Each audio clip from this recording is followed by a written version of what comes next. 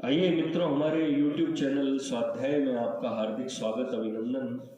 आज हम आपके लिए लेकर आए हैं सच्चा आह्वान इस शीर्षक पर प्रेरणादायक ज्ञानवर्धक ज्ञान चर्चा।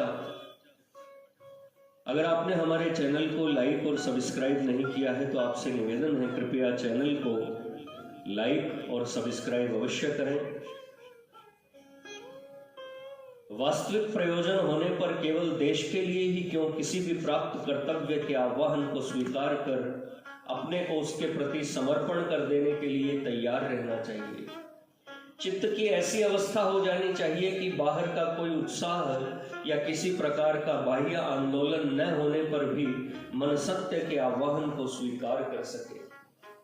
आवश्यक कर्तव्य प्राप्त होने पर सुत वित प्रिय परिजन देह गेह अरुतक संबंधी ममता के सारे बंधन धर्म हेतु इन सब का शोभ रहित हो करना होगा त्याग, मरण वर्ण करना होगा निश्चिंत अकेले सह अनुराग।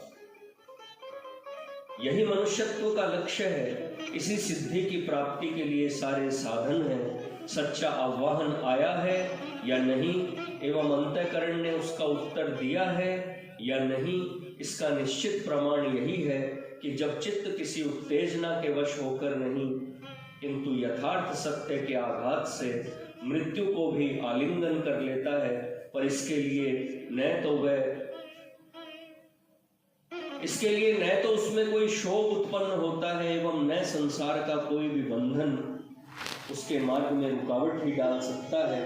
यह मिलन का आनंद का ऐसा महावेग होता है कि चारों ओर के अन्यान्य बंधन चाहे वे कितने ही दृढ़ हो, इस मिलन के प्रवाह की गति को नहीं रोक सकते। उस समय मुक्ति का मलय मारुत उसके चारों ओर मृदुल हिल्लोल में प्रवाहित होने लगता है। इसी से उसके प्राण की सारी व्यथाओं का आत्यंतिक अंत हो जाता है। फिर वासना का बंधन नहीं रह जाता, इसलिए वह फिर किसी से भी भय नहीं करता। उसे यदि इस आनंद का स्वाद नहीं मिला होता तो उसकी गति समुद्र की ओर प्रवाहित सरिता के समान सब दिशाओं को प्लावित कर इस प्रकार नहीं फूट निकलती। मातृभूमि के आह्वान आदि के ऊपर मेरा उतना अधिक विश्वास नहीं है। ये तो अधिकांश मनुष्य की कल्पनाएं हैं, इसीलिए हम लोग कभी कभी दल बटोर कर इन कल्पनाओं के लिए अपने हृदय का जो आवेग प्रदर्शित करते हैं वह प्राय सारा का सारा ही बाह्य होता है।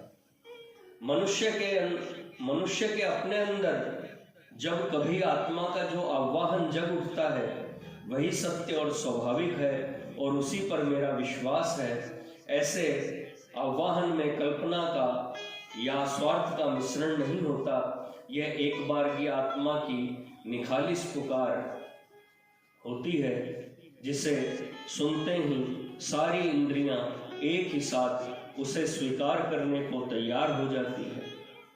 मानव समाज में इस प्रकार के आत्मा के आह्वान को जिस समय अधिक लोग सुन पाते हैं तभी देश के अंदर धर्म, नीति, तेज, सत्य, ज्ञान और भक्ति आदि सद्भाव जाग उठते हैं।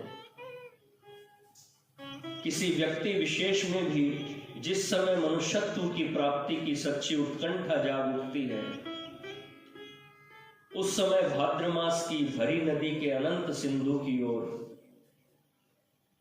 अभिसार की भांति आनंद के प्रचंड कंपन से उसकी सारी इंद्रियां व्याकुल हो उठती है। उस समय न तो वह लोगों के मुख की ओर देखकर कुछ करता है और न सैकड़ों विधि निषेध की बातों की ओर ही अपने कान लगाता है। वह तो सत्य की पुकार सुन चुका है एवं उसके हृदय ने उसे स्वीकार कर लिया है। ऐसे मौके पर इंद्रियों की ओर विषय सुख की उत्तेजना नहीं होती, परंतु आत्मा की अनंत प्रेमारूढ़ किरणों से बुद्धि का अजस्र आनंद प्रकंपित होने लगता है। वहां शत्रु, मित्र, द्वेष्य या आत्मीय स्वजन का स्मरण नहीं रहता। वहां तो केवल परमात्मा के प्रेम स्पर्श से त्याग की बाढ़ आ जाती है जो उसके सब किनारों को बहा ले जाती है। यह पुकार एक दिन बुद्ध देव ने सुनी थी, शंकर ने सुनी थी, ईसा ने सुनी थी और सुनी थी चैतन्य ने। इसीलिए वे अपनी आत्मा के आह्वान में स्वयं जग उठे थे और दूसरे लोगों को भी जगा सके थे। अपने सर्वस्व को उसके चरणों में अर्पण कर अकिंचन बन जगत में उन्होंने भिक्षु या परमहंस पदवी को प्राप्त किया था। जगत गुरु श्री कृष्ण से हमने जो महामंत्र प्राप्त किया है उसमें स्वार्थ या निजेंद्रिय तृप्ति को स्थान नहीं है, अतः लौकिक उत्तेजना की भी आवश्यकता नहीं है। इन भावों में अपने हृदय को जो मनुष्य जितना तैयार कर सका है वह उतना ही प्रभु की ओर अग्रसर हो गया है। यह साधना पूर्ण नहीं होने पर भी कुछ अंश में ठीक हो चली है। इसको परखने की कसौटी यही है कि अतीत, अनागत तथा उपस्थित किसी भी दुख के भार से उसका चित्त दुखी नहीं होता एवं कोई भी भय या आशंका उसके मन में स्थान नहीं पा सकती। असत मिथ्या से ही तो भय और आशंका की उत्पत्ति होती है। जिसने सत्य का मुख देख लिया है वह आनंदम ब्रह्मणो विद्वान न विभेति कदाचन, किसी से क्यों डरेगा? वह जगत के लाभालाभ की ओर क्यों दृष्टिपात करने लगा? वह तो उसके चरण कमलों में अपने मन, प्राण और बुद्धि को समर्पण कर सभी अवस्थाओं को सानंद वर्ण करने का सामर्थ्य पा चुका है। चित्त की ऐसी अवस्था जब तक नहीं होती तब तक साधन करो, तप करो, गुप्त रूप से अपने को तैयार करते रहो और अपने अंदर जो वेग दिख पड़ा है उसे धारण करने की चेष्टा करो। लोग कर रहे हैं, इसी से हमें भी वही काम करना होगा। यह कोई अच्छी दलील नहीं है, यह तो केवल चित्त का आवेग या मन का विलास मात्र है। केवल इस मन के आवेग पर ही निर्भर कर कुछ भी कर बैठना न तो कर्तव्य है और न धर्म ही। जेल जाना या फांसी लटक जाना ही तो जीवन का एकमात्र लक्ष्य नहीं है। जीवन का लक्ष्य तो वह भगवान है, उनके लिए हमें यदि फांसी पर लटकना पड़े तो अवश्य लटकना चाहिए। मन की इस प्रकार की स्थिति की ओर लक्ष्य रखकर ही जीवन के कर्तव्यों का निरूपण करना कर्तव्य है। इसी लक्ष्य की ओर दृष्टि रखकर चलते रहने से हृदय में शुद्ध बुद्धि का आविर्भाव होता है एवं उस शुद्ध बुद्धि की प्रेरणा के अनुसार कार्य करने से ही जीवन सार्थक होता है। केवल देश के लिए ही कष्ट सहने से उद्देश्य सफल नहीं होगा। संसार के अनंत कर्तव्य कर्मों को जो अकुंठित चित्त से किए चले जाते हैं एवं भगवान की भक्ति करना सीखकर उनके चरणों में आत्मसमर्पण कर सकते हैं, उनमें देशानुभूति जागृत न होने पर भी कोई हानि नहीं।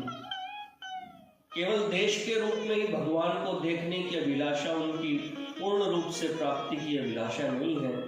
देश के कल्याण के लिए जो लोग अपार कष्ट भोग रहे हैं वे निसंदेह त्यागी और तपस्वी हैं, परंतु उनसे बढ़कर श्रेष्ठ त्यागी वे हैं जो लोक दृष्टि से दूर रहकर मान और यश की इच्छा न रख, लौकिक स्वार्थ मूलक उत्तेजना की अपेक्षा न कर, केवल कर्तव्य और धर्म बुद्धि से एकमात्र वासुदेव के ही प्रीत्यर्थ संसार के अनंत कर्तव्यों का अतंद्रित और संयत चित्त से साधन कर रहे हैं।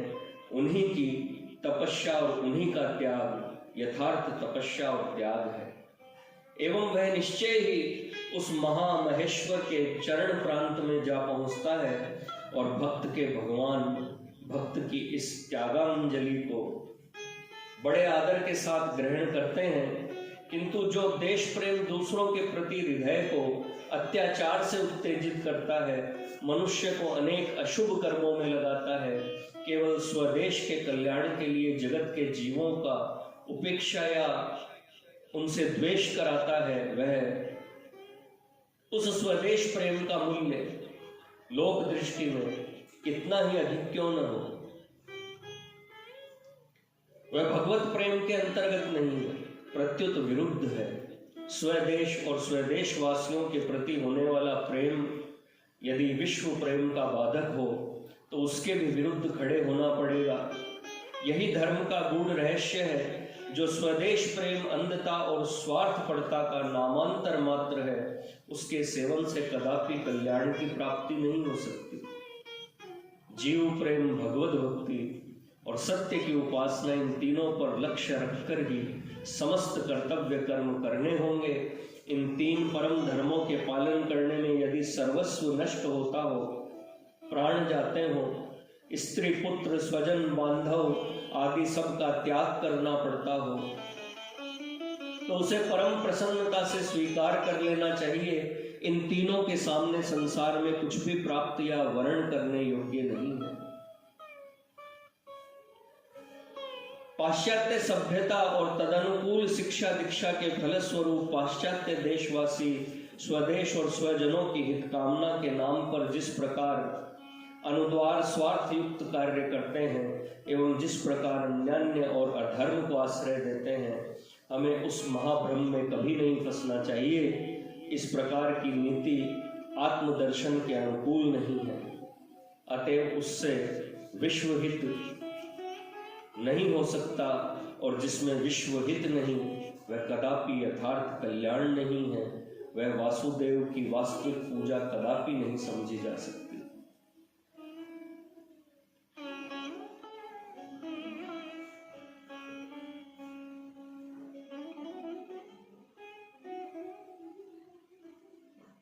मित्रों, यह थी सच्चा आवाहन इस शीर्षक पर प्रेरणादायक ज्ञानवर्धक ज्ञान चर्चा।